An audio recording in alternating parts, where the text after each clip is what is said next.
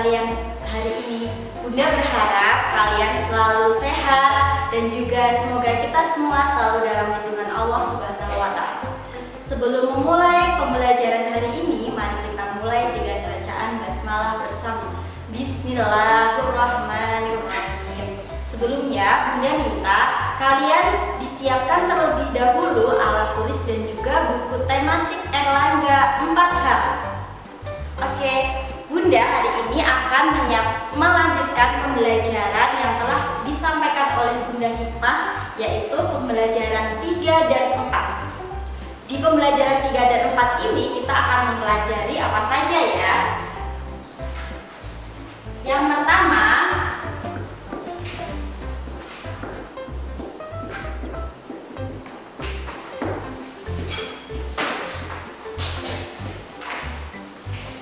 kita akan mempelajari tentang kegiatan ekonomi.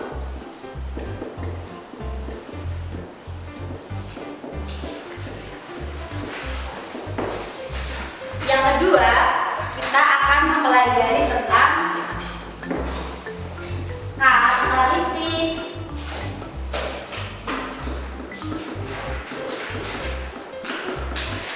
individu.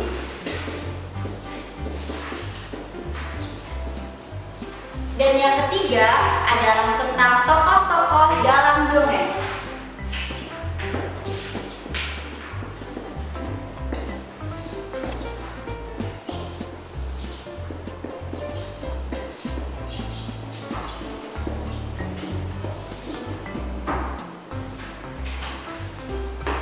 Sekarang mari kita buka buku tematik 4H di halaman 15 dan juga 16. Sudah dibuka semuanya? Nah, pada semester 1 yang lalu kita sudah belajar tentang kegiatan ekonomi. Ada yang masih ingat apa itu kegiatan ekonomi? Kegiatan ekonomi adalah kegiatan yang dilakukan manusia untuk mencukupi kebutuhan hidupnya. Nah, dalam kegiatan ekonomi ada beberapa aspek. Ada yang masih ingat apa saja? Yang pertama adalah produksi. Apa itu produksi? Produksi adalah kegiatan menghasilkan barang dan jasa. Orang yang melakukan kegiatan produksi disebut produsen. Yang kedua adalah distribusi. Distribusi adalah kegiatan menyalurkan barang hasil dari produsen kepada konsumen. Orang yang melakukan kegiatan ini disebut distributor. Dan yang terakhir adalah konsumsi. Konsumsi adalah kegiatan memakai barang-barang hasil produksi. Kegiatan ini disebut konsumen. Dalam kegiatan ekonomi juga dipengaruhi oleh keadaan lingkungan. Coba mari kita ingat bersama macam-macam keadaan lingkungan. Misalnya, Bunda beri contoh. Di lingkungan pedesaan, tentunya kegiatan ekonomi akan berbeda dengan di lingkungan perkotaan. Coba kalian ingat contoh kegiatan ekonomi yang ada di pedesaan. Misalnya, banyak dari masyarakat pedesaan yang bekerja sebagai petani. Selain itu, masyarakat pedesaan juga bekerja sebagai pedagang. Yang kedua adalah lingkungan pantai. Ada yang tahu kira-kira di lingkungan pantai itu masyarakatnya bekerja sebagai apa ya? Ya, sebagian besar masyarakat pantai bekerja sebagai nelayan. Selain itu, masyarakat di pantai juga bekerja sebagai petani garam dan pemandu wisata. Yang ketiga adalah lingkungan perkotaan.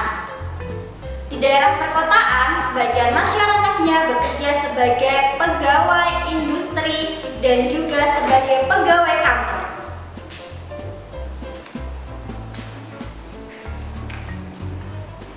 Yang keempat adalah dataran rendah. Dataran rendah selain digunakan sebagai perumahan, dataran rendah juga digunakan sebagai area pertanian. yaitu pertanian sawah. Dan yang terakhir adalah dataran tinggi.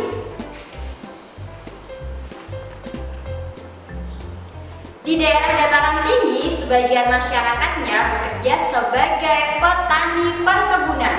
Misalnya, petani teh, petani kopi. Selain sebagai petani, masyarakat di daerah dataran tinggi juga bekerja sebagai pemandu wisata.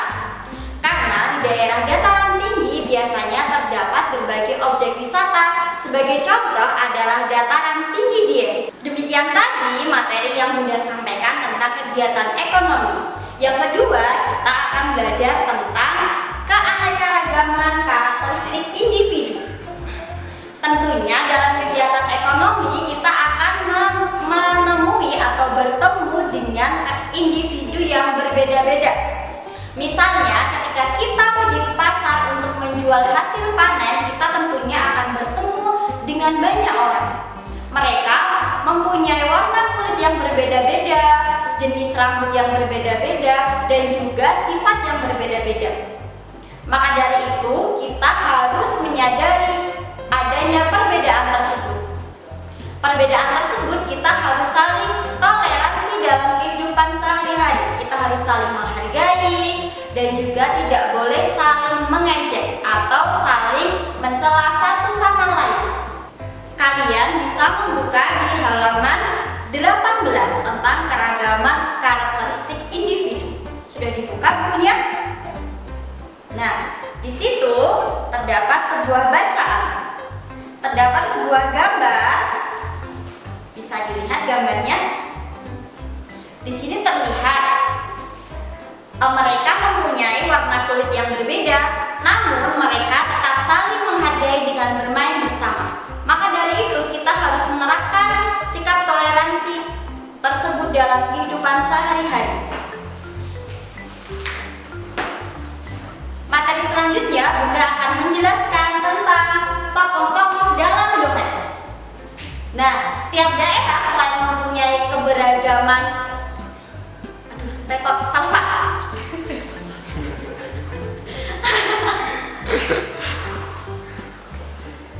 Setiap daerah selain mempunyai keragaman alam dan juga keragaman kegiatan ekonomi, setiap daerah juga mempunyai dongeng daerah masing-masing.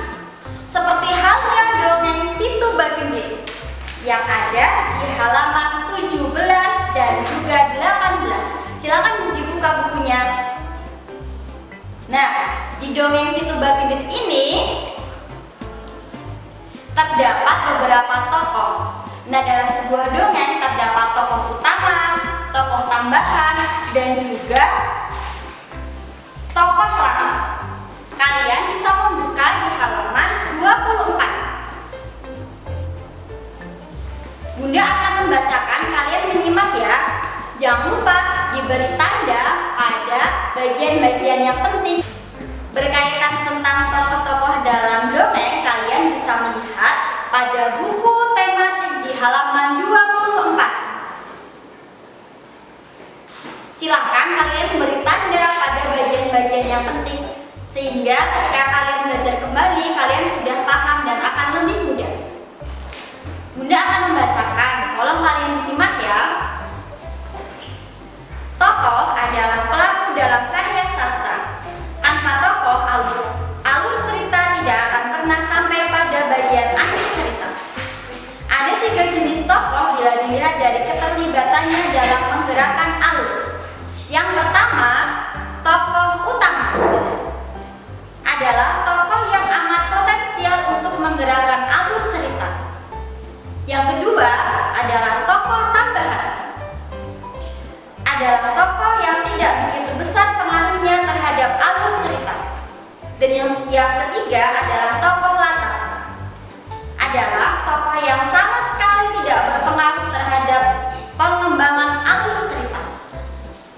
Nah, dari cerita Situ Bagendit tadi, Bunda minta kalian mengerjakan pertanyaan yang ada di halaman 18.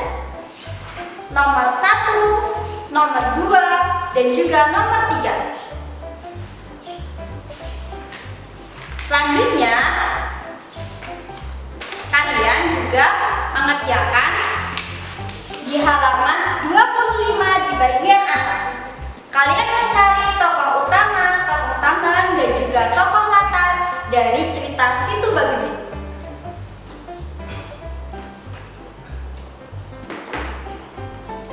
Nah, demikian tadi materi yang Bunda sampaikan. Anak-anak sudah paham atau belum? Bunda harap semuanya sudah paham ya. Jangan lupa belajar kembali. Sebelum Bunda akhiri, Bunda akan menyampaikan sebuah pantun. Pagi-pagi membawa panci. Pancinya dipinjam oleh Pak Dayat. Cukup sekian dari Bunda Tanti. Jangan lupa tetap semangat.